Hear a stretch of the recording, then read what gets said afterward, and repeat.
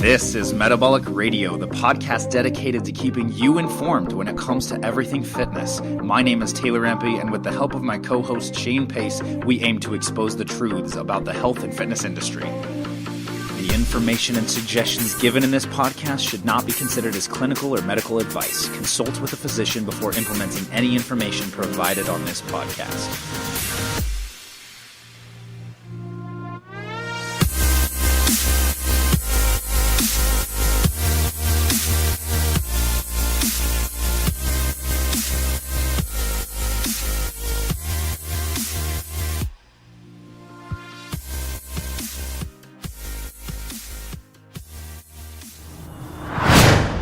I think people need to stop focusing on weight loss and focus more on performance and muscle development. Why do I feel like you're threatening me? What? I'm not threatening you. I know, I just felt threatened. Because I was like... Yeah, you were focused. A blunt point. Holy crap, right out of... I just was right out of the gate. Yeah, took a pump. Bam! No, I'm serious, though. Focusing on weight loss... Okay, let's be honest.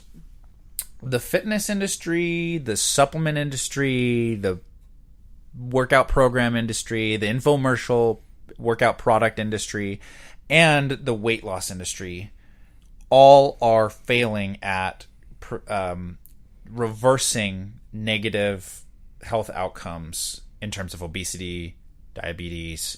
Yeah, pretty much. So those are our main things, or our main epidemiological markers and ways to measure whether we're being effective or not. Yet they're all booming industries. They're all multi-billion-dollar industries. Why is that? It's because they focus on the wrong thing. Yeah. You know, I mean, obviously we've talked about how they focus on exploitation of the consumer, whether with some companies that's intentional or unintentional. But if people stop focusing on weight loss, obviously there's a certain population of people that need to in order for their health, but the majority of Americans, if they start focusing on how they feel and how they perform and increasing their metabolism through lean muscle mass, they're going to see better results than what they have seen in the past or what they would see in the future with the majority of interventions that we have that are available in the marketplace. Don't you agree? Oh yeah, for sure. That's all you have to say. Yeah. Is Shane tired? I am. I'm like really tired actually. I got on this point because I was like, I want to talk about this. Yeah. Apparently you don't. No, I'm just tired, dude. You're good. It's no worries. So what? I am in lackadaisical zone out mode. You should have had some coffee like I did. I don't drink coffee. You know this. I know, but that's what I'm saying. You should have. Nah. Maybe you'd be more present. No. No. Okay, that's fine. I guess I'm leading today. You're leading huge. You usually start, and then I just gag. Well, I'll probably hit a button somewhere along here, and then you'll chime in. That's exactly what usually have energy. Yeah, but we're trying to keep this one under control. It's a time ratio thing. Well, I mean, so the major benefits of okay, let's talk about weight loss interventions first. Weight loss interventions. Unless they're designed, and because not all of them are bad, but they're innately designed around losing weight, okay, which is in its nature represses or depresses or suppresses, whatever you want to call it, metabolism. Okay, so when you're focusing on that, you're not focusing on leveraging your metabolism in as an effective way as if you focus on performance and increasing That's true. the effectiveness of your muscle mass. Sure. So that when you start out with a focus or a program that's focused on weight loss, you're already setting yourself up for failure, unless you're one of those clinically stage 3 obese individuals that truly all they need to do is just lose weight and they will already be getting healthier. But the programs are usually geared around cardio. When they go down that road, what are they set up for? Cardio based stuff. Yep. And cardio based stuff almost never does what it looks like it's going to do. It helps. It does it, but it's not a long-term solution. It helps, but it doesn't set you up on the right path. So what ends up happening is you lose the wrong things and don't lose the right things. or you lose both of them in conjunction, which ruins your metabolism. Yeah, the primary reason why people fail to see sustainable results and why they continue to yo-yo back up to their original weight or beyond, which is, people joke about it all the time, but it's a dark thing, when you're talking about a program that's supposed to help you and it ends up screwing you up even worse. That's the main reason why people continue to fail over and over again. Yet they don't know what to do because there's so much misinformation. Of course. Or all the programs are oriented around that focus. Yep. They eventually just get sick and tired. They jump on another program again, and yet they do the same and they do it unknowingly. Damage. So they're doing damage unknowingly 99% of the time. Most of the time they have no idea. Oh yeah, I bet there's a large percentage of people that's right. the case. Yeah, and I think that's part of the problem too. Yeah, and so negative outcomes as a result of focusing on weight loss versus other focuses are the decreasing of metabolism, muscle loss. Even though you're seeing some weight loss and maybe you're seeing some from body fat, then you're still going to see muscle loss. Right. Weight is also a poor indicator of health, unless you're in one of those upper categories, like we talked about with blood markers. You have genetics that's going to determine some of your body type, and even if you are of a larger body type, a lot of people that are larger body types have a lot more muscle mass, and you can. Oh, yeah. And so a lot of large people. We talked about that in body typing. Still eat well, and they still try. We talked about that a lot in body typing, if you remember. Yeah, and that I just wanted to reiterate the point because it's relevant. But why are you focusing on weight loss as your goal, especially for a lot of people that I've worked with? Because I don't typically work with obese populations. Right. I work with kind of just the average individual who's got some extra pounds to lose, maybe, or extra body fat on them. They don't have pounds to lose. They have extra body fat and they want a little more muscle. So a lot of my clients, they end up just kind of zigzagging up, down, up, down, up, down, up, down. But their body is shifting in terms of the composition change. Mm-hmm. But so unless you're one of those very large individuals, you don't need to focus on weight loss. And when you focus on weight loss, it's not effective. For long term for what you want, because of the nature of the beast. Yeah, but people have been it's been ingrained in them so much that they need to focus on weight loss ingrained in them from media, from product sales, from marketing, and just different avenues of the fitness industry and the way that people talk about it. They talk about the way the verbiage that they use reinforces that kind of approach. Mm-hmm. But if you would focus on the majority of your training being oriented around increasing metabolism through developing lean muscle mass and getting a more sustainable regimen going, and focusing on performance goals, things like strength, things like that's agility, range of motion. See, now you're mobility. You're talking about a few things in conjunction, but that's why resistance training is talked about a lot. Stability by us is, and I mean, I'm talking to you, so it's kind of feeling funny to say that, but is because the nature of the beast is, what does resistance training do? It gives you better muscle tone, it gives you better strength, it gives you better physical appearance, it gives you all these different aspects. When you start throwing things like more functional type stuff in mobility training, that overall, what's that going to do for you? That's going to give you more capacity to build more strength. So when you start doing those in conjunction, what does it end up doing? It'll cause better fat loss, and it'll actually cause your muscles to go up at the same time period because of the nature of what you're doing. That's in my opinion, that's why mobility training, which I stink at, and I've got to start working on better because my shoulder's garbage, and well, I have multiple spots that if I worked on mobility, it would help quite a bit. But that helps because now your body's in a better, more stable state and can gain more muscle mass, and it can gain more strength while still staying more flexible and more able to do things. Absolutely, because mobility is a huge part of it too. Absolutely. I think one of the where we talked about people's metabolisms getting damaged. Mm-hmm. You run the risk of metabolic damage. It's very common among people who participate in those programs. When you engage in strength training activities and focusing on, when your program is focused on building metabolism, not even gaining weight from muscle, but just focused on increasing metabolism and a more sustainable body composition and a metabolism that will be favorable for fat loss. Sure. You undergo way more favorable positive physiological and hormonal changes than you do when you're engaging in long chronic endurance or typical weight loss approaches, which are aerobic intensive. Right. Because you have things like oxidative stress that builds up, where there's been a lot of research that's been done on oxidative stress and endurance athletes. And not to say that endurance isn't something you shouldn't have or shouldn't do, but when you do it to excess.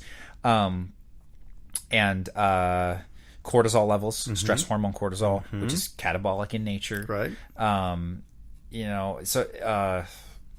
trying to think of another example, but of a major physiological impact. But those are two of the major ones that people that undergo as a result of engaging in these more weight loss oriented programs. Right. And so when you undergo more strength and performance and muscle oriented, resistance oriented programming, you see more favorable physiological response. You see more release of anabolic hormones, which don't just help people build muscle. When I say anabolic, it's not like, especially if you're a female or even if you're a guy, that you're going to all of a sudden grow all this tons of muscle. It's not going to happen immediately, and it's going to take a long, long time to do that. But what anabolic hormones do in your body is they burn fat.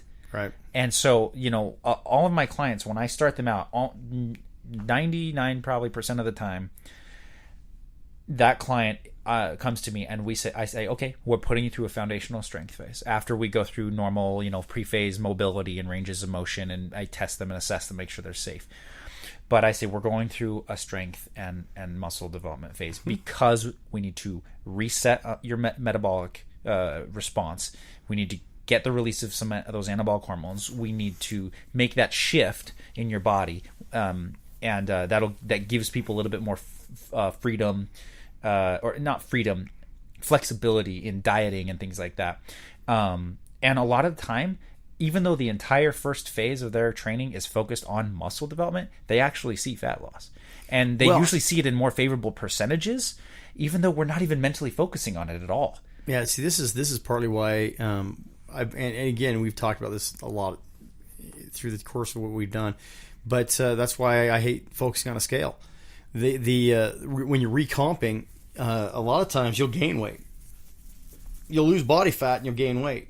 Yeah. And so you're not going down a weight loss program. You're doing a recomp and recompositioning how your body, its appearance, that you have more muscle mass and you have less fat. That'll happen in the course of doing what you're talking about, doing the resistance training, doing stuff to make it so your mobility is better, doing it so that you have more strength in your stability muscles, your stabilizers. And like I said, if you do it right, what's going to happen? The odds are you're going to gain weight. You may lose weight, but the odds are you'll probably gain weight, at least at the beginning. Oh, in the beginning, for sure. Yeah, I've gotten to the point in my training. Well, usually. I tell my clients how to say, look, with what you want to do, we need to increase your metabolism. If we start off the bat right away, just putting you through some hard endurance, even interval, something very more aerobic intensive type training, I can get you to lose weight. But you're going to hit a wall and you're not going to feel good and it's not going to be sustainable and you'll probably go back to where you're at. I say, you're probably going to, with the phase that I'm going to put you in, it's going to be oriented around building your metabolism. We're going to do that through resistance training. We're doing it for these reasons. But I tell them, you're probably going to gain some weight this first period. And it's not bad. It's going to be lean muscle. But often what happens with, where we've talked about newbie gains, right? When someone new is introduced to as resistance training or even just a new style of training and programming, they often gain muscle very easily because the stimulation is different. Even if their diet doesn't change that much. So along with newbie gains, you also have newbie losses, which is basically it's a progressive gain, but it's a fat loss reduction. Yeah, absolutely. Like I said, one client I'm thinking of in particular, we lost a good amount of body fat percentage for their first 30 days of our training, and all we did was focus on muscle development. Right. And I didn't ever once think about their fat loss. They had asked a couple questions about it along the way, but I said, let's focus on this. Let's focus on this. And they came out of there having gained weight, lost body, like gained muscle, lost body fat. Right. And even though that was represented on the scale as like kind of like an up and down, like little ripple effect, like up down fluctuation, they came out of there with a much more favorable body composition. Oh yeah, for sure. You lose, even if you lose 1% of your weight, the typical, overweight person, I don't know what the average weight is across America, but like, let's say you're kind of an average male, because you're like 5'10" and 170 something pounds. That'd be like, towards the higher, like towards like a higher medium BMI, height to weight ratio. Let's say you're like 180, 190, okay? A little bit overweight, but like not that much. You drop 1% body fat, you've already lost 2 pounds of fat, like 2 full pounds of fat. And Google that and look it up and see what that looks like. That's a lot of body fat. But you've increased your muscle mass. Well, now you're burning that many more calories or energy, which is, it's very, very hard to measure how much a muscle actually burns. But your metabolism burns that much more energy per day. Plus the fact that you've already lost 2 pounds of body fat, you're in a way better position to start leveraging towards fat loss. And that's what I tell people is let's build some muscle. Let's build just a little bit of muscle density for you, not even focusing on size or whatever, but just to get your metabolism responding so that you can leverage that metabolism to burn more fat for you. Because if you spend, men and women, regardless of whether their goal is muscle development or fat loss, if they spend the first initial phases, depending on what they need, whether that's weeks or months or whatever, focused just on ramping that up, they're going to see way better long-term results, more sustainability, better flexibility with food, and better energy levels and better overall fat loss results, even though it's not initially super fast. Well, take something we've talked about in the past, The Biggest Loser. So you look at The Biggest Loser, it's based on exactly what you're talking about. They're looking at doing weight loss type training, and they're busting their butts, and they work their tails off. I mean, there's no denying that. You look at the show, and they torture them almost to the level they're I've told you before, I've done some media stuff, and if that's what they're showing on TV, just imagine what's going on behind the scenes. Yeah, I agree. Because that's all edited. I agree. So there's more going on than just that. And that's what I'm saying. They're pushing them really hard to do this stuff, right? Well, the honest to goodness truth is if they went through a healthy path, at least healthy how I perceive it, is they're going to start working on their muscle. They're going to start gaining more muscle. They may lose the fat, or they may not at first. And you're not pushing for a certain speed. You're trying to get a more healthy basis. And so And let's be honest. And even an obese person who gains muscle, loses no fat, other than joint-related stuff, that's a healthier person. Absolutely. Because now they have a better metabolism, and they have a better chance at a healthy body composition and losing fat. Right. And so that's what I'm saying, though. You start looking at it and you say, hey, the reality is this is a more healthy path. You're going down the right roads. You're doing the right things. You don't have to destroy yourself in the process of doing it. I've jokingly said before, hey, if you really want to lose weight, let's take a leg. Yeah. Cut your leg off, and you're going to lose a lot of weight instantly. Honestly, but it's not a good way to go. Like, if you literally only care about scale number loss, you don't give a crap about your tissue, you don't care if you lose muscle, you don't care if you, in fact, you maybe gain some fat in the process because of the stress, just get on a hamster wheel. Yeah. Just get on your little treadmill and just run. Yep. Do it. You'll lose a crap ton of weight, and you'll hate yourself by the end of it. And I was joking with a friend of mine. I says, dude, I figured out the best way in the world to lose weight. Stop building muscle. Lose muscle. Yeah. Boom, you lose a ton of weight. You don't really change size. Your pants don't fit any different. Blah blah blah. You're more soft and gooey. You're and soft. You got these weird loose rolls, and you lose weight crazy fast. But you hit the number you want, but you hate the way you look. Yep. So I what you're saying, like I said, we the viewpoint is, and this is something you and I have always wanted to get people to change their focus, is people should want to be healthier and have a better body composition. That should be their goal. It shouldn't have anything to do with weight. You shouldn't be running these weight loss programs and worried about weight as the problem. You should be worried about how you do it and how healthy you are in the process. How was weight loss, if it was even called that? How was fitness and health marketed when you were growing up? Really wasn't talked about that much. Were there any of these kind of buzzwords? Well, yeah, but let's be real, okay? Back in the 1970s, you ran around as a kid. You ran around like crazy all the time. You were outside constantly. Who was the guy that wrote the book Aerobics? You got me. It was hundreds and hundreds of legitimate studies done on aerobic training. And don't get me wrong, because aerobic training under certain aerobics help in fat loss, and I'm not going to deny that. Yeah, and in fitness and in other health ways they can in certain if leveraged aspects. Appropriately. Right. But I wonder if because a lot of our research that's been done and a lot of the interventions that are used, like we talked about, the prevalence of cardiovascular and aerobic training has been way more prevalent in the past until more recent research is started to be done a lot more on in recent decades on resistance training specifically. Right. But I wonder if the release of certain books, and I don't even know if this one was one, but it's a book called Aerobic. I can't remember his name, but it was a pretty big release because it was all science based. And was it Kenneth Cooper? Yeah, that one. Yep. And I believe that sparked a pretty big movement. Obviously, I wasn't around when it was released, but I'm going to find out when it was released. I wonder if what triggers caused or were the catalysts to this huge aerobic movement. That's the funny because I mean thing you had is, the big aerobic class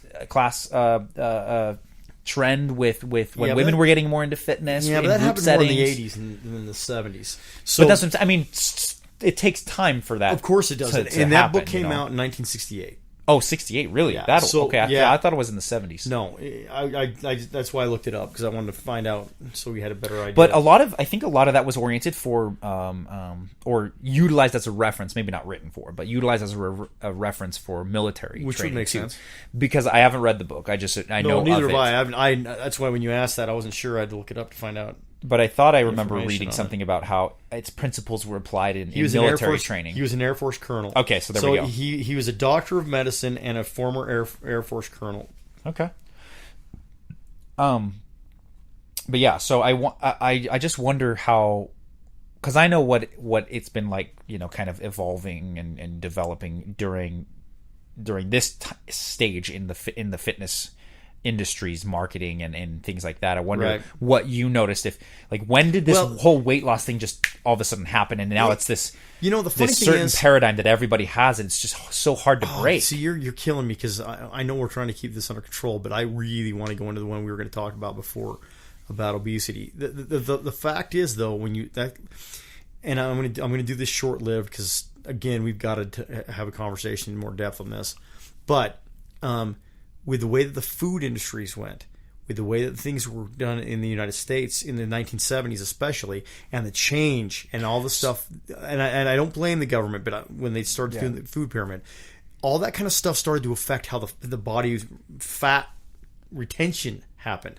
And so when you hit the 1980s, by that point they were starting to want to battle this, because it was starting to affect for them. sure. Well, it wasn't we know huge until later, tripled. It unbelievably a really short fast, time frame, right? And it really started to boom the beginning of the 1980s on. Okay, so but I guess my question is, because that's not in question, but my question is, why the focus on weight loss? Why we recognize that happened? Well, that's the reason why. So why not focus on, okay, let's build up the muscle tissue so we can because at the have a better time period, metabolism? At the time period, was there just not the research? Well, a lot of the research wasn't pushed towards resistance training. That's what I was thinking. So they when you saw bodybuilders, it was an oddity, weird thing. People that were lifting weights, even though I was doing it back in that time period, that was unusual. Yeah, and it started to peak out and start taboo. It was taboo. In fact, if you were kind of looked at like.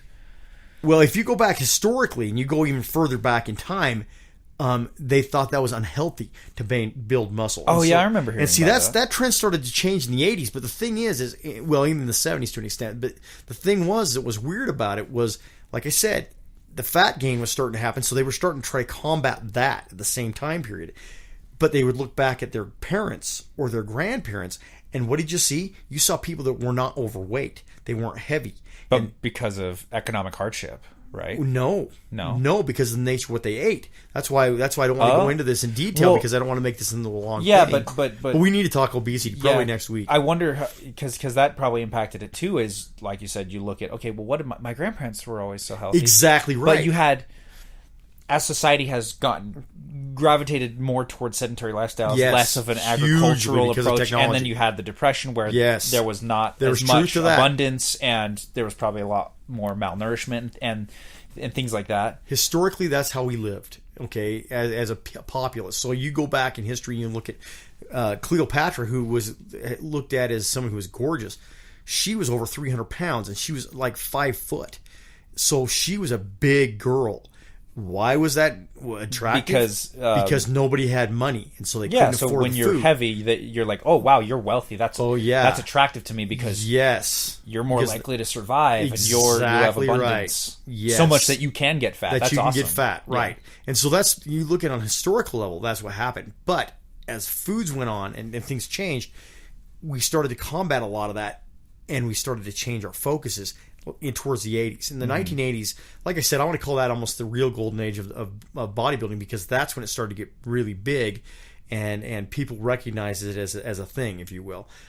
Before that, it really wasn't recognized much. Arnold Schwarzenegger came out huge in the 1980s, and so that's when. That's why I asked if you knew anything about the book that Kenneth wrote, because it predated me a little bit. I wondered if maybe that trend, it took some time for that to become popular. It would make sense. This is purely speculative. I'm just wondering. Well, it would make sense. I mean, it would make sense with history. Yeah, like that. Wow. Well, he's a military man and he's in great shape, or and here's all this research to support it. Dude, aerobic training. But how has it changed? So let's take the military training in the time period. What do? Calisthenics. They did calisthenics crazy, and that hasn't changed that dramatically. But that's because the nature of what they do, they need that endurance. That is stuff that they use. Okay, endurance isn't the problem. Endurance training isn't necessarily the problem. Long distance running can be an issue, but and they do a lot of running. Yeah. Okay, but the nature of what they do is very body oriented, body weight oriented. Yeah. Okay. In the military to this day, with rucks well, of course, and so some resistance, but they've got some, but it's still more of a body, push-ups. Yeah. Their regimen that they undergo. Right. Yeah. And so you take that and you go back to the time period of the 1950s. We'll even go back further. What did they do? Body weight exercises. They did the same kind of concept. They'd run with packs. They did all the kind of stuff that they needed to have as training things. None of that kind of stuff really has changed that dramatically as far as the military is concerned. In the world of the populace, that's why, again, that's the reason why I want to have a discussion about obesity in the future here. But what happened? They started to gain weight, and it has to be diet related. So what are they trying to focus on? Aerobic training, because they saw that as fat burning.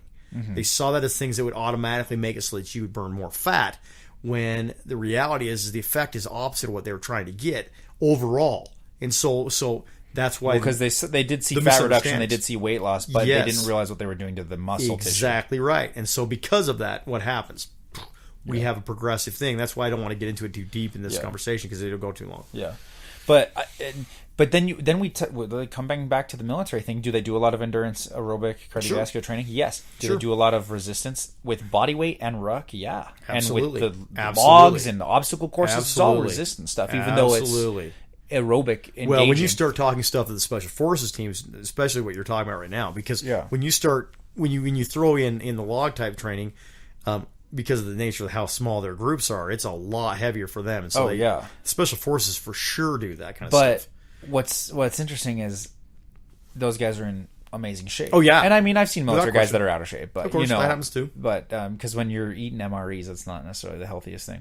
But they're focused on performance. I'll give you some. They're not focused on fat loss. Absolutely, they're focused on performance. Absolutely, and, you're right. And whenever I've focused on performance, like when I switched, so like I don't remember how long ago it was, but when I stopped doing body part splits and I switched to doing full body stuff, and I started, I was not focusing it on fat loss. I was not even really focusing on muscle development. I said I'm only gonna focus on performance for the next 30 days and just see what changes. I'm not gonna mentally think about fat loss or muscle development. I'm not gonna weigh myself. I'm not gonna do anything. I did do my measurements beforehand so that I could track anything that changed. Sure.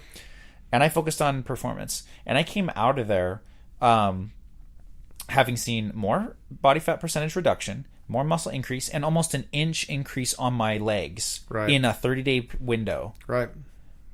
When all I did was focus on one concept, which is progressive resistance, which is a performance concept, which you could look at it through the lens of muscle building, but I looked at it through performance, strength, force production, and my ability to produce force and power, which is all performance related. And lo and behold, my quads, which are something that I like to work on because I'm a thinner body type and I want bigger looking muscle fibers.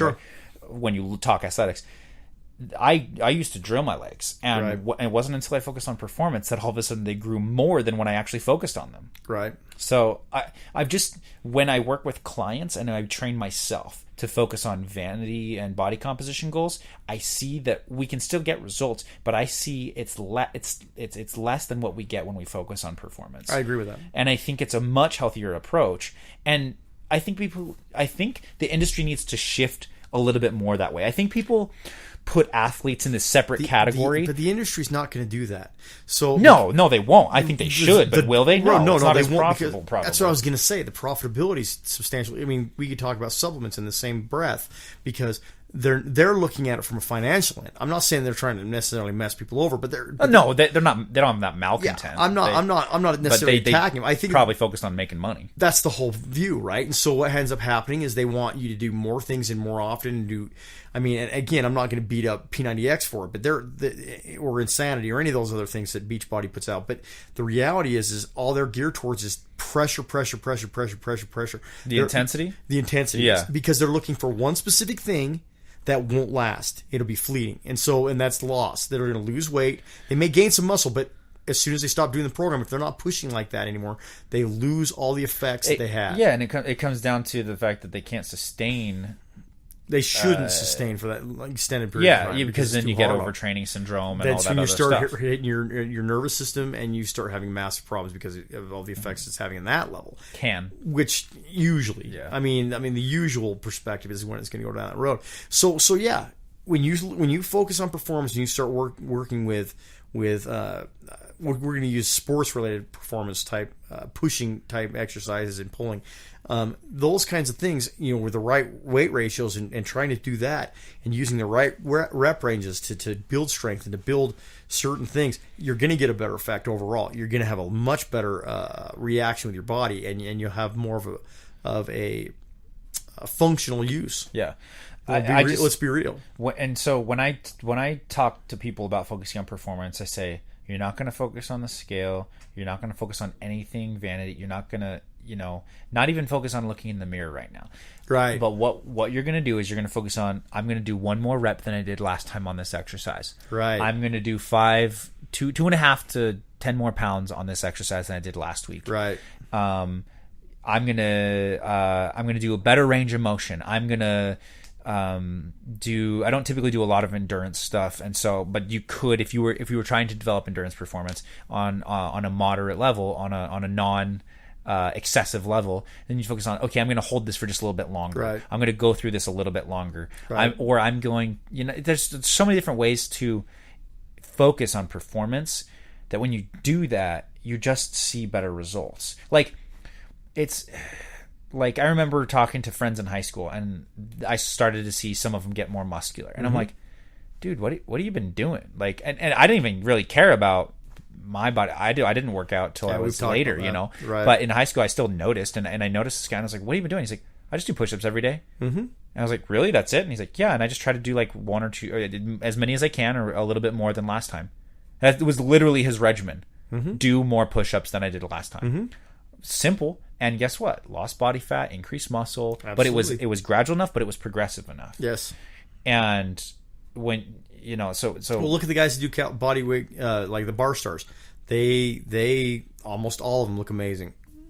the bar stars. Yeah, they're guys that do like calisthenic type stuff. Pull-ups, yeah, muscle-ups, like all that Frank kind of Madrano stuff. type. Like Frank, but Yeah. not Frank. I didn't know that was the term for him. Yeah, bar stars. There's a lot of bar stars. They do a bunch of stuff on bars. on usually pull-up bars, but Yeah, they'll that do makes it on sense. parallel bars. They'll do it on a whole bunch of different things. But yeah, that's what they're called.